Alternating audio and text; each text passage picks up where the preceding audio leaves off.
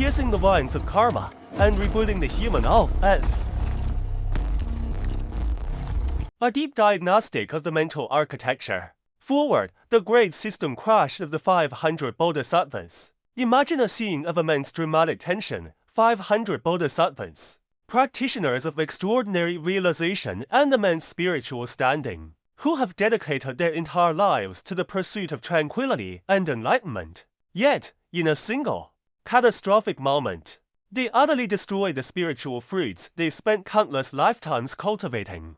The cause was not a grand, external enemy, but something primal and raw: jealousy. This sounds like a high-stakes plot from a cinematic masterpiece. But in the Maharatnakuta Sutra, the Great Heap of Jewels Sutra, this is a real and sobering case study. It perfectly illustrates the core dilemma we face today. Why is it that, despite our desperate craving for happiness, we consistently find ways to sabotage our relationships, careers, and self-worth at the most critical moments? Today, we move beyond abstract religious dogmas. Instead, we shall treat the human mind as a complex operating system OS. Our mission is to perform a precise diagnostic. Why does this system crash when we need it most? Chapter 1: Non-Beneficial Correspondence, the Malicious Code. In the records of the Master-Disciple Dialogues, the Master introduces a challenging concept: the 4 types of eloquence prohibited by the Buddhas. The most critical of these is non-beneficial correspondence, a semperjonia. 1.1 Defining the root logic. What is true non-benefit? In common parlance, non-benefit usually implies doing something that yields no profit. However, the definition in Dharma is far more stringent. Any thought, word, or action centered on the satisfaction of the ego or self-greed falls under non-beneficial correspondence. This means that if a person's operational logic revolves around questions like how does this benefit me? Can I win this round? Or how can I look superior to others? They are actively imparting malicious code into the foundation of their mental OS. 1 point to the trap of the self-interest algorithm. Modern society celebrates the maximization of self-interest as common sense. However, the case of the 500 bodhisattvas warns us otherwise. When the self-interest algorithm is triggered, it immediately distorts our perception of reality. When those 500 bodhisattvas saw other masters receiving offerings and followers, their algorithms reported a system error. They thought, my cultivation is high, why am I not the one being praised? This obsession with self-interest transformed instantly into intense jealousy and slander, which ultimately triggered a total system collapse. 1.3 The inevitable leak. Mind as the source. Buddhism emphasizes that the mind is the foundation. Even if you do not voice your jealousy or anger, the moment you think it, the seeds of a system crash are planted. Your underlying logic will inevitably leak through your micro-expressions, your tone, and your actions. If the underlying view is inverted, for example, believing that you must step on others to find peace, then no matter how elegantly you wrap your exterior, the output will always be conflict and pain. Chapter 2: Blind Confidence and the Illusion of Surface Makeup. In the dialogue, the disciple undergoes a profound self-reflection. He realizes that he used to love arguing, always feeling he was right, and he mistook this for confidence. 2.1 Dopamine addiction and self-deception. From a psychological perspective, winning an argument triggers a release of dopamine. This so-called confidence was actually just a dopamine addiction, a blind and stubborn form of self-deception. The stronger this confidence grew, the more friction it created with reality, leading to the deterioration of his external network relationships. To point to makeup on the surface level, the Master offers a biting observation. Many people study philosophy or Buddhism only as surface makeup. The makeup of a person with a violent temper learns communication skills and suppresses their rage with a forced smile. The reality, the underlying arrogance and greed remain untouched. To fix a system crash, you cannot rely on external plugins or patches. You must disconnect and reconfigure the code at the causal level. Chapter 3: The Winds of Karma, the Invisible Inertia. Karma. When we realize our system is malfunctioning, can we simply choose to lie flat and not play the game? The Master says no. There is a massive, invisible force pushing us from behind, the winds of karma.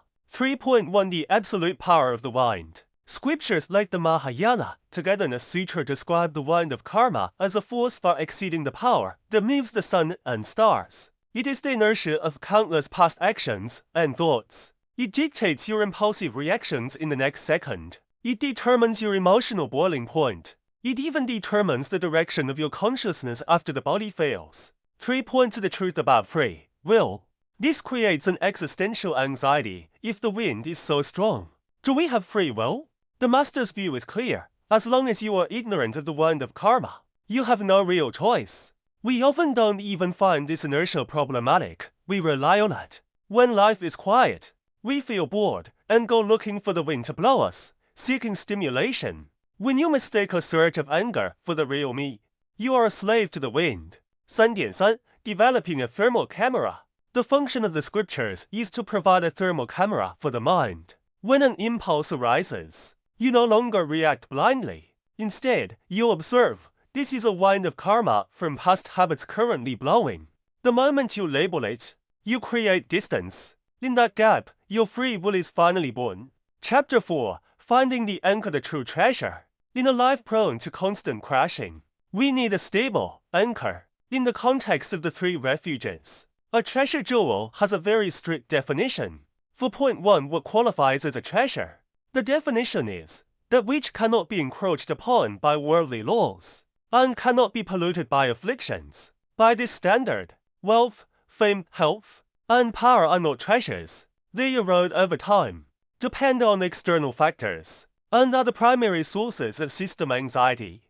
For point to the legacy phone versus the quantum computer. If worldly happiness is like using an old, lagging phone full of viruses, the treasure shown in the Ratnakuta Sutra is a quantum supercomputer that never loses power and is immune to viruses. Turning toward the Dharma treasure means shifting focus from fragile external achievements to an indestructible state of innate wisdom. This is not religious superstition, it is precise system selection.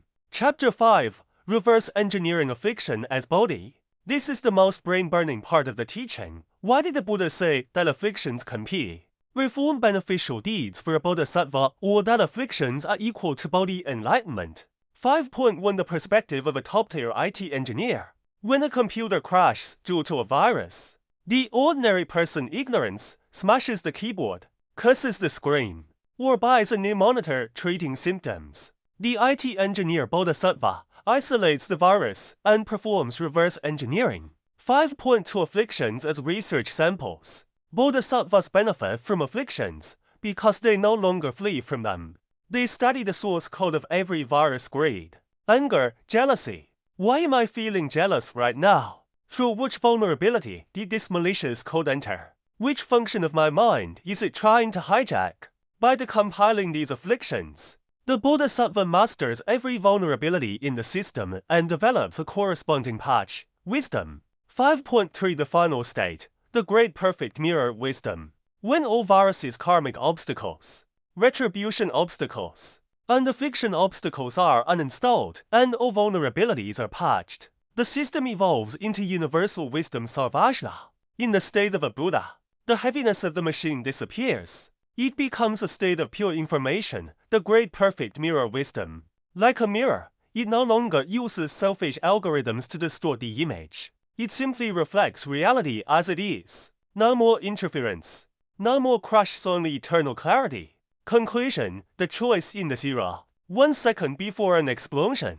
Looking back at this journey, the Dharma is no longer an unreachable ancient text. It is a practical science applied to the present moment. When you finish reading this and return to your daily life, you will inevitably encounter that one person or event that makes your system glitch or sends you into a rage. In that split second before the explosion, before the system crashes, you have a sacred right to choose. Choose the crashed brain, be blown away by the wind of karma. Let the malicious code control you, and repeat the cycle of suffering. Choose the top-tier IT engineer. Take a deep breath. Look at the irritation with a calm, curious eye, and say, excellent. I've just identified another system vulnerability. It's time to upgrade my life OS. To see the pattern is to stop being blindly blown. To pierce the winds of karma is the true beginning of rebooting your life. This content is based on the teachings of the Buddha Practice Association of Australia, BPAA.